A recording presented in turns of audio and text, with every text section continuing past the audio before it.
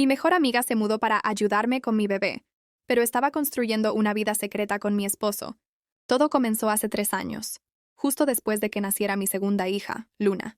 Mi esposo, Mark, y yo estábamos exhaustos. Él trabajaba horas extra en una firma de arquitectura, y yo sentía que me hundía entre pañales, falta de sueño y una depresión posparto que apenas empezaba a asomar. Fue entonces cuando apareció Sara. Sara había sido mi mejor amiga desde la universidad. Ella siempre fue la soltera divertida, la que no quería ataduras. Cuando me llamó llorando porque había perdido su apartamento y su empleo el mismo mes, sentí que era el destino. «Ven a casa», le dije sin dudarlo. «Tenemos una habitación de invitados. Tú me ayudas con las niñas y yo te doy un techo hasta que te recuperes». Mark al principio dudó. Dijo que nuestra privacidad era importante, pero terminó aceptando. Dios, ¿cómo desearía haber escuchado esa duda inicial? Los primeros 6 meses fueron un sueño. Sara era increíble. Preparaba el café antes de que yo despertara.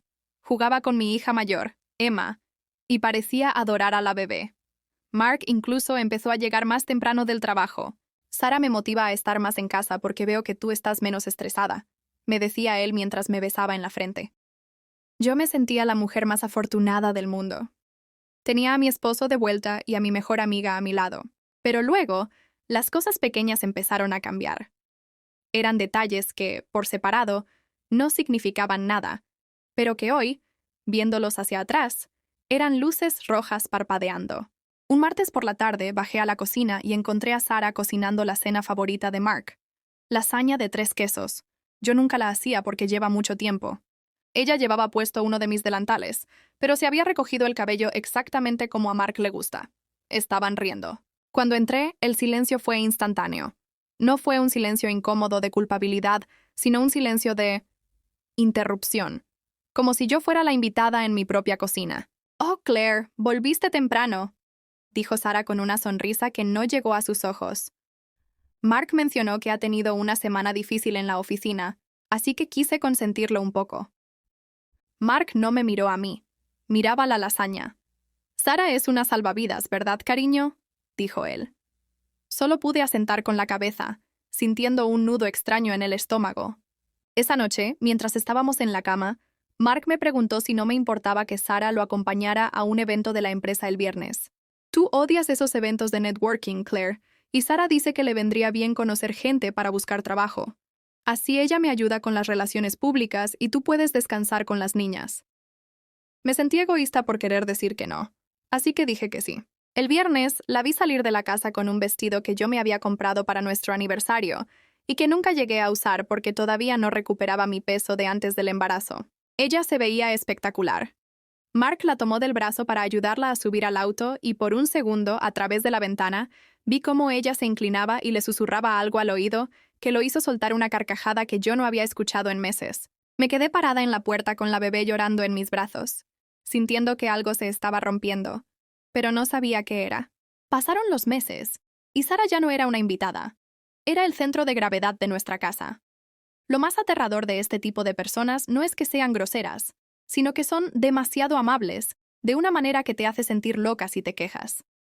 Un día, mi hija mayor, Emma, que tiene 6 años, llegó de la escuela con un dibujo. Era nuestra familia.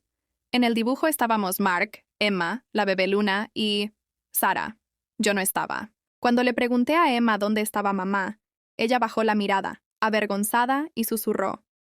«Sara dijo que estabas cansada y que necesitabas dormir en la otra habitación, que ella nos cuidaría en el dibujo». Sentí un frío helado en la columna. Fui a buscar a Sara, que estaba doblando la ropa de Mark en el lavadero. «Sara, ¿qué le dijiste a Emma sobre mi dibujo?», le pregunté tratando de mantener la calma. Ella se giró, con esa expresión de falsa preocupación que ahora reconozco también. «Oh, Claire, no lo tomes así. Emma estaba triste porque siempre estás encerrada con la bebé o durmiendo. Solo traté de explicarle que las mamás a veces necesitan espacio. No quería que se sintiera abandonada por ti». «¿Abandonada? Soy su madre, Sara. Estoy aquí todos los días», le grité. En ese momento, Mark entró por la puerta. Sara no retrocedió. Al contrario, sus ojos se llenaron de lágrimas instantáneamente. «Lo siento mucho, Claire. Solo quería ayudar». «Mark, dile que solo intento que las niñas no sufran cuando ella está de mal humor». Mark se puso frente a ella protegiéndola. Claire, basta. Sara hace más por estas niñas en un día de lo que tú has hecho en todo el mes. Mírate, estás paranoica y siempre gritando. Estás asustando a Emma. Esa fue la primera vez que Mark me llamó paranoica. No sería la última. Durante las siguientes semanas, empecé a notar que mis cosas desaparecían. Mi perfume favorito se terminó de la nada.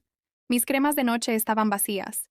Incluso encontré cabellos rubios de Sara en mi almohada, a pesar de que ella tenía su propia habitación. Pero lo peor fue el gaslighting. Mark empezó a cuestionar mi memoria. Mark, ¿dónde está mi pasaporte? Estaba en el cajón de la oficina. Le pregunté un viernes. Claire, me lo diste hace una semana para que lo guardara en la caja fuerte, ¿no te acuerdas? Dios, realmente estás perdiendo el hilo de las cosas. Yo sabía que no se lo había dado. Pero él me miraba con una lástima tan real que empecé a dudar de mi propia cordura. Sara siempre estaba ahí para apoyarme. Me traía té. Me decía que descansara. Me sugería que tal vez debería ir a un psiquiatra para revisar mi desequilibrio hormonal posparto. Una noche me desperté a las 3:06 am porque Luna estaba llorando por su biberón. Bajé las escaleras en silencio y me detuve en seco al llegar a la cocina. La luz de la estufa estaba encendida. Mark y Sara estaban sentados en la mesa, muy juntos. Mark tenía la cabeza apoyada en el hombro de ella. «No sé cuánto más puedo aguantar, Sara», decía Mark en un susurro quebrado. «Claire ya no es la mujer con la que me casé. Es una sombra malhumorada. Si no fuera por las niñas, yo ya me habría ido». Sara le acarició la mejilla con una ternura que me dio náuseas. «Lo sé, mi amor. Pero recuerda lo que planeamos. Tienes que ser paciente. Si ella sigue colapsando así, el juez no tendrá dudas de que las niñas están mejor con nosotros. Solo un poco más, Mark. Pronto seremos una familia de verdad». Me quedé congelada en la oscuridad del pasillo. Mi esposo y mi mejor amiga estaban planeando declararme mentalmente inestable para quitarme a mis hijas. No era solo un amorío, era una ejecución de mi vida. En ese momento algo cambió dentro de mí. El dolor de la traición se quemó y se convirtió en una rabia fría y calculadora. Si ellos querían una loca, les iba a dar una mente brillante que no verían venir. No subí a confrontarlos. Regresé a mi habitación, cerré la puerta y por primera vez en meses no lloré. Saqué mi viejo teléfono del fondo del armario, uno que ellos no sabían que tenía, y empecé a grabar. A la mañana siguiente, bajé a desayunar con una sonrisa que me dolió en la cara.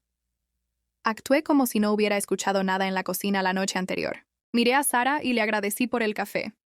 Ella me miró con esa superioridad condescendiente, creyendo que me tenía completamente bajo su control. Mark ni siquiera me miró a los ojos. Estaba demasiado ocupado revisando su teléfono, probablemente enviándole mensajes a ella debajo de la mesa. Sabía que no podía confrontarlos sin pruebas irrefutables.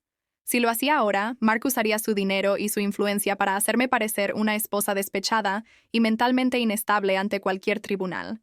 Necesitaba ser el fantasma en mi propia casa. Compré cámaras espía diminutas, de esas que parecen cargadores de teléfono o sensores de humo, y las instalé en la sala, la cocina y, lo más difícil, en la habitación de invitados donde dormía Sara. También instalé un software de monitoreo en la computadora de la oficina que Mark y ella compartían para ayudarlo con el trabajo. Lo que descubrí en la primera semana me hizo querer vomitar, pero me obligué a mirar.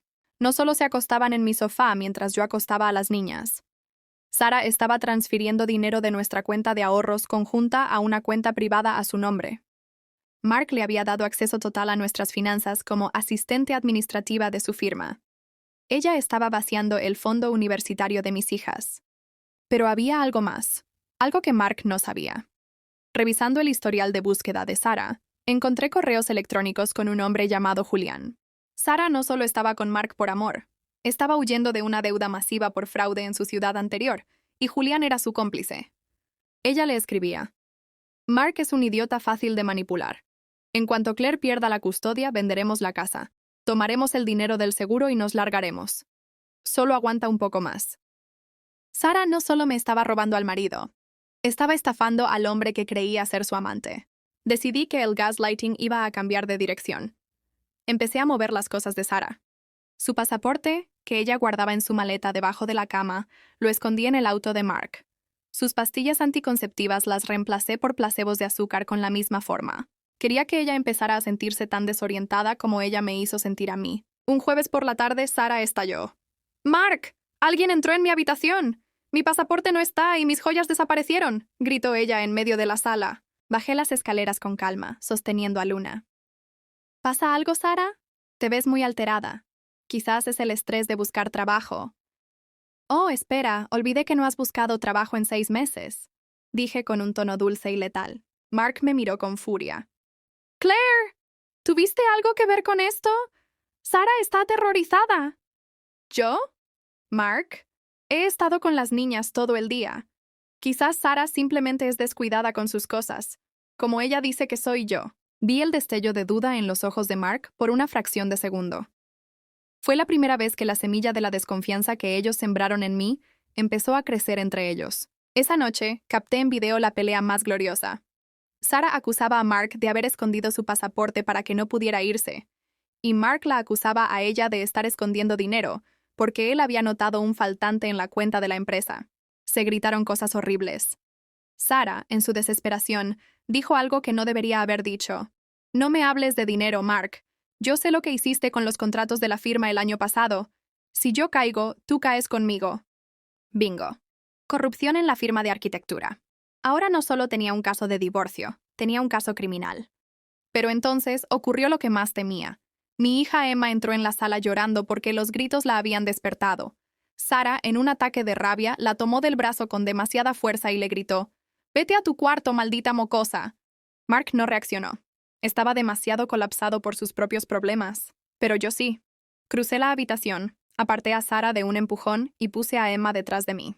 «Nunca», dije en un susurro que hizo que Sara se callara de golpe, «vuelvas a ponerle una mano encima a mi hija». Sara se rió, una risa fría y malvada. «¿Ok, Claire? ¿Qué vas a hacer? ¿Llamar a la policía? ¿A quién crees que le van a creer? ¿A la madre que está bajo tratamiento por depresión? ¿O a la mujer que ha mantenido esta casa a flote?» «Ya veremos», respondí. Esa noche supe que el tiempo de recolectar pruebas había terminado. «Ya veremos», respondí. Esa noche supe que el tiempo de recolectar pruebas había terminado. Era hora de ejecutar el plan final. Llamé a un abogado que se especializaba en casos de fraude y custodia, y le envié un archivo titulado «El fin de Mark y Sara». No esperé a que el divorcio llegara a ellos. Yo llevé el caos a su puerta. El lunes por la mañana, mientras Mark se preparaba para una reunión importante con los socios de su firma y los inversores de un nuevo proyecto millonario, yo ya estaba en movimiento.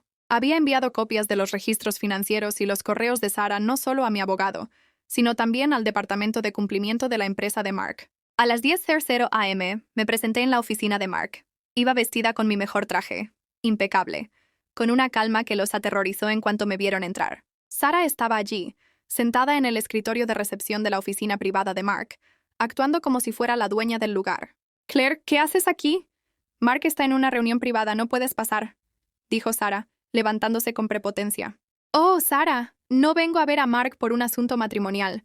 Vengo a entregar esto», dije poniendo un sobre amarillo sobre el escritorio. «Es una copia de la denuncia por fraude de identidad y robo de activos que la Fiscalía acaba de procesar». El rostro de Sara pasó de la arrogancia a una palidez mortal. En ese momento, la puerta de la sala de juntas se abrió. Mark salió escoltado por 2 hombres trajeados, los auditores de la firma. «¿Qué está pasando aquí?», gritó Mark, mirándome con una mezcla de odio y confusión. «Claire, vete a casa ahora mismo». «Mark, ya no hay casa a la cual regresar para ti», respondí con voz firme, asegurándome de que todos en la oficina escucharan. «He solicitado una orden de exclusión del hogar, pero eso es lo de menos. Los auditores acaban de encontrar las facturas infladas que autorizaste para Sara. Y Sara, querida, creo que Julián te está esperando afuera». Mencioné el nombre de Julián y Sara casi se desmaya. En ese instante, los socios de Mark le informaron que estaba suspendido indefinidamente y que la policía estaba en camino para interrogar a ambos sobre el desvío de fondos. Mark intentó acercarse a mí, tratando de usar su vieja táctica de manipulación. «Claire, escúchame, ella me obligó. Todo fue idea de ella. Yo solo quería protegernos». «¿Protegernos?». Me reí en su cara. «Tengo las grabaciones, Mark. Tengo el video de ustedes dos planeando cómo quitarme a mis hijas, llamándome inestable mientras se gastaban su fondo universitario. No eres una víctima, eres un cómplice». La policía llegó 10 minutos después. Fue una escena digna de una película. Sara empezó a gritar, acusando a Mark de todo, y Mark, en su cobardía, empezó a revelar todos los secretos de Sara para intentar reducir su propia condena. Se traicionaron el uno al otro en el pasillo de la oficina, frente a todos sus colegas, exactamente como yo lo había planeado. Pasaron 6 meses. El proceso fue agotador, pero los videos de las cámaras espía fueron el clavo final en el ataúd de su defensa. El juez no solo me otorgó la custodia total de Emma y Luna, sino que, debido al fraude financiero y el abuso psicológico documentado, Mark perdió cualquier derecho a visitas no supervisadas hasta que complete años de terapia y cumpla su libertad condicional. Sara fue enviada a prisión por fraude masivo y robo de identidad. Resultó que yo no era la única víctima. Había hecho lo mismo en 3 estados diferentes. Hoy mi casa vuelve a ser mía. Ya no hay cabellos rubios en mi almohada, ni susurros en mi cocina a las 3 de la mañana. Emma volvió a dibujar. Ayer me mostró un dibujo nuevo. Somos ella, Luna y yo sentadas en el jardín. Mamá, me dijo, este es el mejor dibujo porque por fin estamos todas. Me senté en el suelo con ellas y por primera vez en años pude respirar sin sentir que el aire estaba contaminado. Mark y Sara intentaron robarme mi cordura, mis hijas y mi futuro. Pero al final, lo único que lograron fue destruirse a sí mismos mientras yo aprendía lo fuerte que realmente soy. Sígueme para más historias completas.